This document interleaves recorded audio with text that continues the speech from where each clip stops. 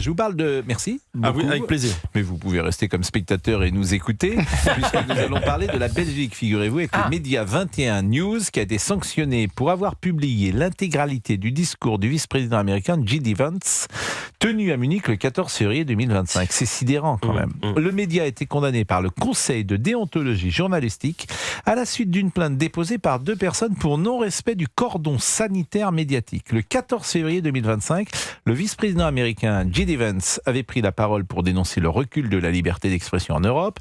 Le lendemain, 21 News avait fait le choix de publier l'intégralité du discours avec un texte en tête. Il est rare que le discours d'un vice-président américain marque les esprits et fasse autant partie de l'actualité. La presse européenne a largement commenté le discours du vice-président américain hier à Munich.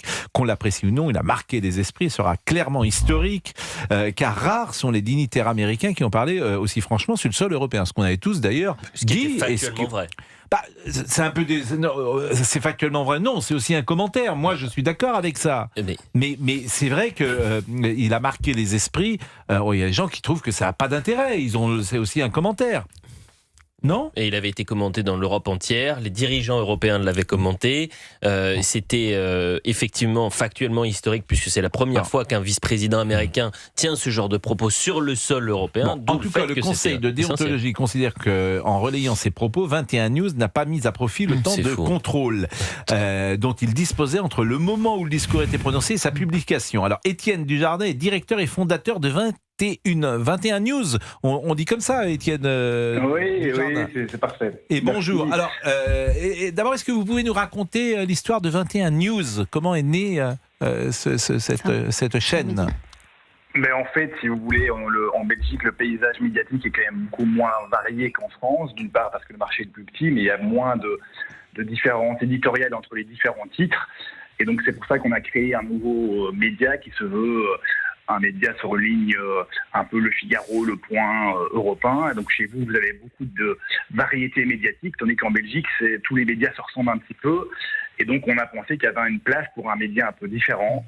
Et donc là, ce qui arrive, c'est quand même par rapport à la liberté de la presse et à la liberté d'expression assez ahurissant.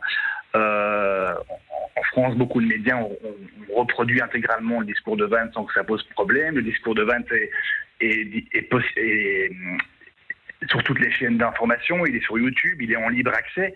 Nous, on l'a simplement mis sur notre site internet pour permettre aux gens de pouvoir le lire, de pouvoir avoir un accès brut à la source et de pouvoir en faire son opinion. On n'est ni pour Vance ni contre Vance, mais on trouvait normal que, vu l'ampleur des discussions sur ce discours, que les gens puissent le lire. Et donc, on a été assez étonnés d'être... entre guillemets, blâmé cette semaine par le Conseil de déontologie en disant tiens, vous ne pouviez pas en fait reproduire le discours en intégralité, vous aurez dû l'interpréter. Et donc je trouve que en démocratie occidentale, ne pas pouvoir reproduire intégralement le discours d'un vice-président américain, je trouve ça quand même assez étonnant. Vous voulez que je vous dise quelque chose, Étienne Dujardin ? Ils vous ont fait la meilleure publicité possible. Évidemment. La meilleure publicité. Parce que c'est ce qu'on appelle l'effet Streisand.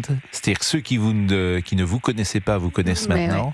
Ceux qui sont agacés du politiquement correct, précisément, vont venir vous voir. Alors, c'est un média en ligne, nous sommes d'accord. Vous avez donc des articles, vous avez sans doute aussi des vidéos, des prises des éditorialistes, des choses comme... Des podcasts, donc c'est 21news.be. Mais ils vous ont fait le meilleur service possible. Ça, je peux vous dire, mais qu'ils fassent ça tous les jours, j'ai envie de dire. Gauthier Lebret. Alors, la Belgique a un véritable problème de liberté d'expression. Il y a plusieurs histoires. Il y a ce qui s'est passé avec 21 News. Il y a ce qui se passe en ce moment à la foire du livre de Bruxelles où tous les partis sont conviés sauf le MR qui est l'équivalent des Républicains en France. Tant et si bien que CNews est énormément regardé en Belgique. Tant et si bien que Pascal Praud est caricaturé à la télévision belge publique. Donc c'est-à-dire que les Belges savent qui vous êtes parce qu'ils regardent, et je ne rigole pas, énormément CNews. C'est-à-dire que les Belges se disent mais on n'a pas l'équivalent de CNews. Tous les médias disent la même chose. On va nous inviter d'ailleurs les gens qui me caricaturent.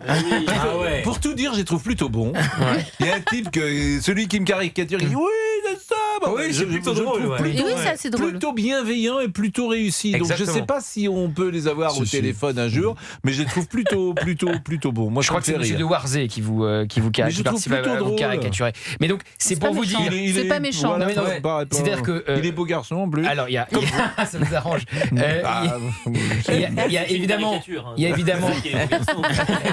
a évidemment la langue qui nous rapproche avec les Belges. C'est pour ça qu'ils peuvent avoir accès à CNews. Mais s'il y avait l'équivalent du pluralisme effectivement qu'il y a en France, en Belgique, CNews aurait moins de succès de l'autre côté de la frontière. Donc ça dit quelque chose du manque de pluralisme. Je rappelle aussi et après la pause. La FNAC de Gaulois-Saint-Lambert, bien sûr. Un livre sur l'islamisme a été censuré. Il y a plein de choses comme ça. La pause, et ça sera Elliot après qui nous dira ce qu'il pense de ce média. Et Étienne Dujardin est avec nous, directeur et fondateur de 21 News. Ça a été fondé quand, Étienne ? Ça a été fondé, on avait commencé en octobre 2024. Octobre 2024, donc c'est tout jeune. À tout de suite. L'histoire est extraordinaire parce qu'Étienne Dujardin est directeur fondateur de 21 News. C'est un média qui est belge qui a été sanctionné pour avoir publié l'intégralité du discours du vice-président américain J.D. Vance. Je rappelle évidemment, Étienne, que vous n'êtes pas un média public. C'est ça qui est formidable. On a un média 100% privé et donc c'est vrai que c'est très étonnant. Mais c'est quoi les conséquences ? Vous avez été condamné par le Conseil de déontologie journalistique, mais bon... c'est une espèce d'ARCOM belge ? Voilà, c'est une espèce de blâme. Oui, et quelles sont les conséquences ? Que je dois simplement publier sur le site un avis disant qu'on n'avait pas le droit de faire ça et que c'est on aurait dû être... C'est encore la police de la pensée. Ouais, c'est la dictature. Mais on va les appeler. Moi, je vais les appeler, ce conseil de déontologie journalistique. Et on va les appeler, je veux le dire. C'est possible de les avoir lundi, ce conseil de déontologie Nous allons les appeler. Faisons les choses simplement. Ah non, mais moi, je vais les appeler. Là où on n'a plus le temps. Mais on va les appeler demain et puis on va leur dire 3 mots. Croyez-moi, ils vont voir qui c'est une fois. Elliot. Pascal, l'année dernière. Philippe de Villeneuve. On l'a samedi matin. L'année dernière, au moment du discours d'investiture de Donald Trump, sur la RTBF, et là pour le coup on était sur les chaînes publiques, ils avaient demandé à ce que son discours ne passe pas en direct, mais soit en léger différé au nom du cordon sanitaire. Absolument. Alors on rappelle le cordon sanitaire, ce qu'il est. C'est très simple. Le cordon sanitaire, c'est l'interdiction pour tous les médias belges francophones d'inviter l'équivalent du Rassemblement national sur leur plateau et toute pensée qui en découlerait d'auteurs, d'écrivains, de penseurs, etc. Et dernière chose, la Belgique fait ce qu'elle veut, mais en revanche, vous avez des pseudo-humoristes en France qui, sur la radio publique, expliquent qu'il faudrait bien un cordon sanitaire à la belge sur notre bien sol. Sûr, vous avez raison. Bien sûr. Et vous avez des médias français qui ont invité des journalistes de LN24, qui est la chaîne info francophone belge, qui est à fond sur le cordon sanitaire pour dire vous devriez appliquer en France le cordon sanitaire au RN et à tous ceux qui se réclament de cette Jardin. Mais vous allez faire un malheur en Belgique si vous avez une éditorialisation différente et infiniment plus libre. Oui, je crois qu'on a le bon positionnement. En plus, cette histoire ici, à mon avis, va encore arriver aux États-Unis. Ce serait, à mon avis, c'est très possible que Vance ou Musk s'en saisissent. Et pour revenir à la situation belge, cette semaine, c'est quand même très grave. Il y a l'histoire de la foire du livre où un parti politique qui siège avec Renew, donc il siège avec Renew au Parlement européen. Le MR, c'est Renew en fait, et donc même Renew, si vous voulez, c'est trop pour certains.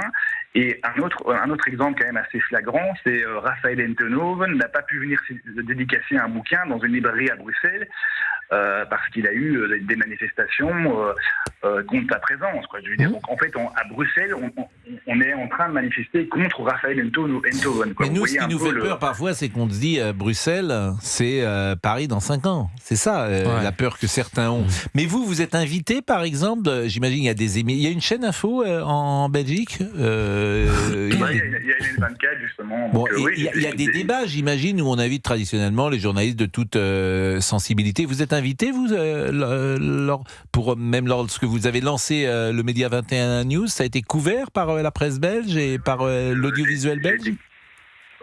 Par la RTBF, non, mais par les autres médias, oui.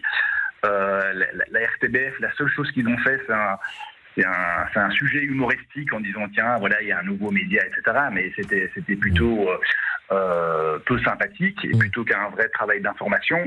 Mais enfin, si vous voulez, par exemple, chez nous, même Laurent Wauquiez ou Bruno Retailleau, je suis pas sûr qu'ils soient tellement invités par le service public. Vous voyez, donc ça montre vraiment l'écart. Je rappelle qu'on a échappé à... Bon, merci en tout cas, merci beaucoup, parce que dans une minute, nous allons rendre l'antenne. Merci vraiment Étienne Dujardin, directeur et fondateur de 21